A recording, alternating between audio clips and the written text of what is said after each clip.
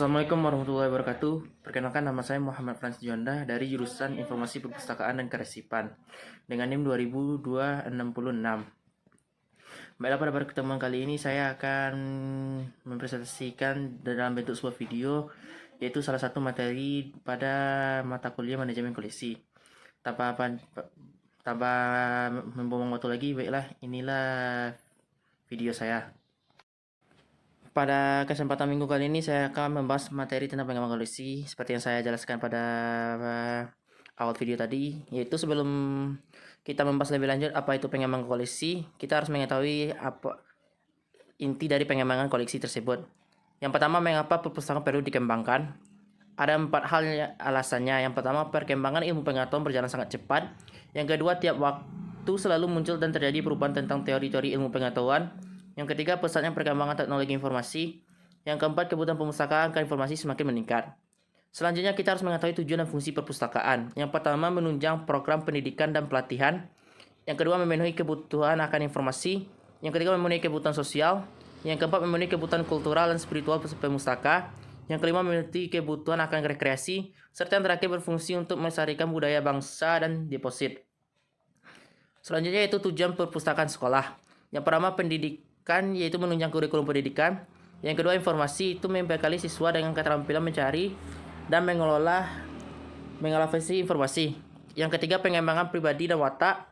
Yang keempat, penelitian sederhana dan rekreasi. Kita harus mengenal masyarakat perpustakaan yang dilayani. Yang pertama, setiap jenis perpustakaan melayani perpustakaan dengan ciri-ciri tertentu sesuai dengan jenis perpustakaan. Yang kedua, untuk mengetahui kebutuhan perpustakaan perlu melakukan analisis kebutuhan perpustakaan dan kajian perpustaka. Yang terakhir, melalui analisis dan kajian tersebut dapat diketahui apa, bagaimana, mengapa, kapan dan di mana perpustakaan mencari informasi dan menggunakan sumber-sumber informasi. Yang kedua, kebijakan pembinaan dan pengembangan bahan pustaka. Kegiatan pembinaan dan pengembangan bahan pustaka di perpustakaan sekolah selalu mengacu kepada kebijakan sekolah itu sendiri. Alasannya, yang pertama, penjelasan mengenai siapa yang bertanggung jawab tentang pengadaan bahan pustaka di perpustakaan sekolah dan siapa yang diberi wewenang untuk seleksi. Yang kedua, metode pemilihan. Yang ketiga, penggunaan anggaran. Yang keempat, komposisi bahan pustaka. Yang kelima, komposisi perpustakaan yang dilayani. Yang keenam, hibah hadiah dan cara penggunaannya. Serta jaringan kerja perpustakaan khususnya terkait dengan pembinaan dan pengembangan bahan pustaka. Yang terakhir, kriteria dan tata cara penyimpanan. Selanjutnya, pengembangan bahan pustaka. Harus memperhatikan yang pertama, anggaran, tujuan prioritas sekolah, jenis perpustakaan dan kebutuhannya, hubungan dengan perpustakaan atau pusat dokumentasi lain, kekhususan, pustakawan dan staf perpustakaan, serta bahasa dan analisa bahan pustaka dan evaluasi, dan terakhir, kendala pengembangan bahan pustaka. Selanjutnya, penseleksian. Yang pertama, pandangan tradisional itu mengutamakan nilai intrinsik bahan pustaka atau mutu bahan pustaka. Yang kedua, pandangan liberal mengutamakan popularitas bahan pustaka, dan pandangan pluralistik mengutamakan keseimbangan antara pandangan tradisional dan liberal. Selanjutnya, penseleksian, yaitu ada di dalamnya ada prinsip seleksi, yaitu pedoman dasar dalam seleksi bahan pustaka yang harus dipahami selektor. Antara lain, mengetahui berbagai jenis bahan pustaka yang ada di pasaran, memahami tujuan dan fungsi perpustakaan tempat ia bekerja, mengenal kebutuhan perpustakaan, mengenal prinsip-prinsip seleksi, serta mengenal dan mampu menggunakan alat-alat bantu seleksi, dan terakhir, memahami kendala yang ada. Selanjutnya, prinsip seleksi lainnya yaitu mengetahui keadaan masyarakat perpustakaan, memilih buku yang sesuai dengan kebutuhan, tidak membedakan suku, kebangsaan, pekerjaan, agama, sesuai dengan rencana dan anggaran perpustakaan, sedapat mungkin harus sesuai dengan standar kualitas, isi, edisi, dan format, mencakup berbagai bahan yang dapat menunjang tujuan perpustakaan, serta kualitas bahan pustaka perpustakaan merupakan kesinambungan antara faktor-faktor tujuan perpustakaan dan permintaan masyarakat. Penseleksian yang lain yaitu otoritas, pengarang, penerbit, isi buku, susunan, isi, materi, tahun penerbitan. Penyajian yaitu ketepatan bahasa dan objektivitas. Hal khusus yaitu indeks, bibliografi, peta, diagram, dan daftar ilustrasi. Format yaitu penjilidan kertas dan tipografi. Edisi yaitu terbitan revisi, terbitan terbaru, dan harga. Selanjutnya, proses seleksi. Pada prinsipnya, personelnya dapat melakukan seleksi bahan pustaka pada pustaka di perpustakaan sekolah adalah pustakawan, spesialis subjek termasuk guru, kepala sekolah, dan komisi perpustakaan jika ada. Selanjutnya, proses seleksi, yaitu untuk dapat melaksanakan seleksi bahan pustaka, selektor harus memenuhi kriteria sebagai berikut, yaitu menguasai sarana bibliografi. Yang kedua, mengetahui kondisi perpustakaan dan perpustakaan. Yang ketiga, mengetahui kebutuhan pemustaka. Yang keempat, memiliki pengetahuan mengenai bahan pustaka. Yang kelima, bersifat netral. Selanjutnya ada prosedur seleksi, yaitu kegiatan seleksi di perpustakaan sekolah yang memperhatikan hal-hal sebagai berikut. Yang pertama, visi dan misi perpustakaan. Yang kedua, fungsi tujuan perpustakaan. Yang ketiga, ruang lingkup yang akan dicakup perpustakaan yang dilayani. Dan selanjutnya ada prosedur seleksi, yaitu langkah-langkahnya mengumpulkan alat-alat seleksi. Yang kedua, memilih judul seleksi. Yang ketiga, mencatat judul yang terpilih ke dalam kartu diserta. Yang keempat, melakukan pengecekan untuk menghindari duplikasi. Yang kelima, melakukan pengecekan kartu diseritas. Yang keenam, membuat daftar pesanan. Dan yang terakhir, melakukan penerimaan. Selanjutnya kita bisa mengetahui alat-alat bantu seleksi. Yang pertama, katalog penerbit. Yang kedua, daftar buku IKP.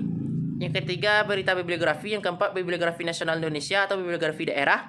Yang kelima, daftar buku berdonasi dengan rekomendasi. Yang ketujuh, daftar terbitan dari penerbit, instansi atau lembaga pemerintah maupun swasta.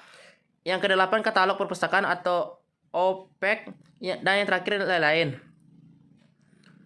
Alat bantu seleksi. Fungsi alat bantu seleksi yang pertama, membantu selektor di dalam mengidentifikasi bahan pustaka yang akan diadakan untuk penambahan pada bahan pustaka yang telah ada di perpustakaan.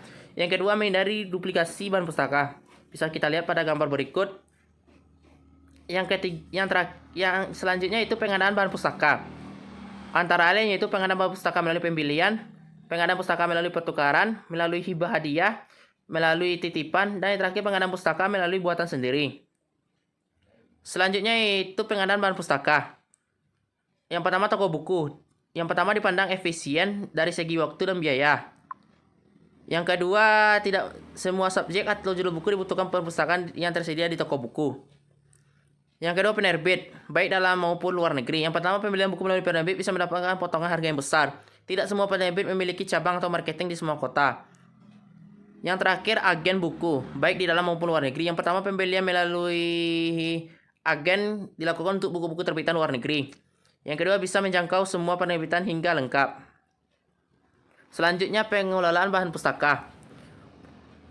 Pengadaan bahan pustaka melalui pertukaran. Ada 3 hal, yaitu pertama, pengadaan buku melalui tukar menukar dan hadiah merupakan potensi yang besar dalam pengembangan bahan pustaka di suatu perpustakaan sekolah. Alasannya, karena dapat diperoleh secara cuma-cuma apabila bahan pustaka tersebut tidak menyimpang dari tujuan perpustakaan sekolah. Yang kedua, dalam tukar menukar bahan pustaka. Untuk bahan pustaka perpustakaan, perlu memperhatikan tujuan pertukaran. Alasannya antara lain yaitu tugas unit pertukaran, pelaksanaan kegiatan pertukaran, dan sumber pertukaran. Yang terakhir, tidak semua perpustakaan sekolah bersedia melakukan tukar menukar bahan pustaka karena berbagai alasan. Selanjutnya, pengadaan bahan pustaka. Pengadaan bahan pustaka melalui hibah atau hadiah. Dapat menerima hibah perlu mempertimbangkan, yaitu yang pertama, apakah bahan pustaka sesuai dengan subjek dan tujuan perpustakaan. Yang kedua, bagaimana kesiapan sarana perpustakaan. Dan terakhir, apakah perpustakaan sekolah memiliki sumber daya manusia atau anggaran yang memadai untuk mengolah bahan pustaka tersebut. Pengadaan bahan pustaka yaitu pengadaan bahan pustaka melalui titipan. Pengadaan bahan pustaka melalui titipan ini biasanya dilaksanakan oleh pecinta buku atau calon alumni yang menitipkan bahan pustakanya di perpustakaan agar dibaca oleh perpustakaan dan perpustakaan. Pengadaan bahan pustaka melalui buatan sendiri. Pengadaan bahan pustaka melalui buatan sendiri meliputi clipping, buletin, brosur, majalah, dan lain-lain yang dibuat oleh pustakawan dan pustaka melalui buatan sendiri. Alur kerja pengadaan bahan pustaka. Prosedur kerja pengadaan pustaka melalui pembelian adalah sebagai berikut. Melakukan analisis atau survei. Yang kedua, melakukan survei bahan pustaka dan mengumpulkan alat bantu seleksi. Yang ketiga, melakukan seleksi bahan pustaka berdasarkan hasil analisis survei. Yang keempat, konfirmasi ketersediaan. Yang kelima, menetapkan hasil seleksi. Serta melakukan lelang jika ada aturan yang mengharuskan. Dan terakhir, jika bahan pustaka sudah datang, lakukan pengecekan sesuai dengan daftar. Penyiangan bahan pustaka.